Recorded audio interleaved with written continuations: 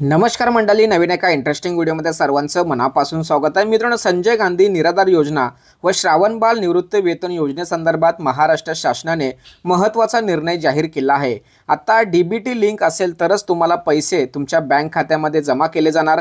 त्याचबरोबर कोणत्या महिन्याचे पैसे तुमचे या महाडीबीटीच्या माध्यमातून तुमच्या बँक खात्यामध्ये जमा होणार आहेत याविषयी संपूर्ण ए टू झेड माहिती या व्हिडिओमध्ये आपण जाणून घेणार आहोत। व्हिडिओला सुरुवात करण्यापूर्वी चॅनलवरती जर नवीन असाल तर कृपा करा चॅनलला सबस्क्राइब करा।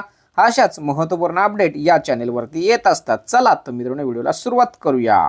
तर मित्रांनो, 19 डिसेंबर 2024 रोजी सामाजिक न्याय व विशेष विभागाकडून संजय गांधी निराधार अनुदान योजना व श्रावणबाळ सेवा राज्य निवृत्त वेतन योजना या योजनेतील लाभार्थ्यांना अर्थसहाय्याचे वितरण डीबीटी पोर्टलद्वारे करण्यासंदर्भात महाराष्ट्र शासनाने हा निर्णय घेतलेला आहे। महाराष्ट्र शासनाच्या विचारार्थ सामाजिक न्याय व विशेष सहाय्य विभागांतर्गत राज्य पुरस्कृत संजय गांधी निराधार योजना, श्रावणबाळ सेवा राज्य निवृत्त वेतन योजना, त्याचबरोबर केंद्र पुरस्कृत इंदिरा गांधी राष्ट्रीय दिव्यांग निवृत्त वेतन योजना, इंदिरा गांधी राष्ट्रीय विधवा निवृत्त वेतन योजना, इंदिरा गांधी वृद्धापकाल निवृत्त वेतन योजना या सर्व योजनांचे पैसे डीबीटी मार्फत म्हणजे डायरेक्ट बेनिफिट ट्रान्सफर पोर्टल मार्फत थेट त्यांच्या बँक खात्यामध्ये जमा करण्यासंदर्भात चर्चा किंवा एक महत्त्वाचा विचार राज्य सरकारकडून चालू होता। या धर्तीवर राज्य सरकारने क्षेत्रीय स्तरावरून दिनांक 19/12/2024 पर्यंत डीबीटी पोर्टलवर ऑन बोर्ड झालेल्या लाभार्थ्यांची संख्या 17,15,796 इतकी आहे। या अनुषंगाने डीबीटी पोर्टलवर ऑन बोर्डिंग झालेले, आधार व्हॅलिड झालेले किंवा आधार न व्हॅलिड झालेले माहे डिसेंबर 2024 व जानेवारी 2025 या 2 महिन्याचे अर्थसहाय्य डीबीटी पोर्टल मार्फत करण्याचा शासनाने निर्णय घेतलेला आहे। त्यामुळे मित्रांनो, या शासन निर्णयाद्वारे आपल्याला एक स्पष्ट होतं की डिसेंबर 2024 व जानेवारी 2025 या 2 महिन्याचे पैसे महाडीबीटीच्या माध्यमातून सर्व लाभार्थ्यांच्या बँक खात्यामध्ये देण्यासंदर्भात महत्त्वाचा शासन निर्णय या ठिकाणी घेतलेला आहे आणि त्या पद्धतीने किती रक्कम वितरित करावी या संदर्भात सुद्धा निर्णय या शासन निर्णयामध्ये दिलेला आहे।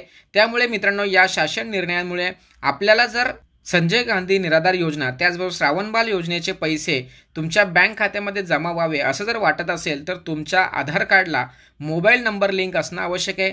त्याचबरोबर तुमच्या आधार कार्डला बँक लिंक असणं आवश्यक आहे। जर तुमच्या आधार कार्डला बँक लिंक नसेल तर तुम्हाला हे पैसे मिळणार नाही। आता तुमच्यासमोर असा प्रश्न असेल की आमचं बँकेमध्ये अकाउंट आहे म्हणजे आमचं आधार कार्ड लिंक आहे का? तर नाही, तुमचं आधार कार्डला बँक लिंक ही प्रोसेस वेगळी आहे आणि तुमच्या आधार कार्डच्या माध्यमातून अकाउंट ओपन करणं ही प्रोसेस वेगळी आहे। जर समजा तुमचं आधार कार्ड आणि बँकेचं पासबुक म्हणजे अकाउंट एकमेकांना लिंक जर नसेल तर तुम्ही बँकेत जाऊन सुद्धा तो लिंक करून घ्यायचा आहे।